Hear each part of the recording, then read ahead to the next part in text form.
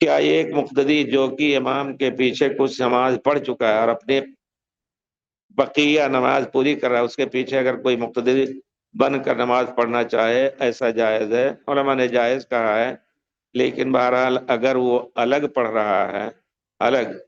الگ پڑھ لے،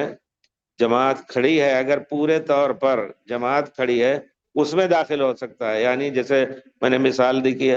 عشاء کی جماعت کھڑی ہے، آپ کی مغرب چھوٹی ہوئی ہے یا عشاء ہی پڑھنے آپ کو، تو پہلے عشاء پڑھنے، مغرب بعد میں پڑھیں کیونکہ اس کا وقت نکل گیا ہے۔ لیکن اگر کوئی پوری کر رہا ہے، آیا امام 3 رکعت پڑھ چکے، 1 رکعت اس کو ملی، باقی اٹھ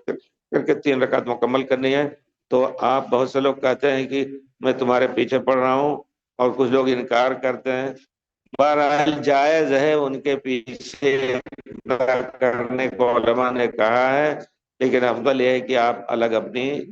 نماز پڑھ لیں، انتظار کریں کوئی اور جس کی چھوٹ گئی ہے، تاکہ جماعت بن جائے انشاءاللہ۔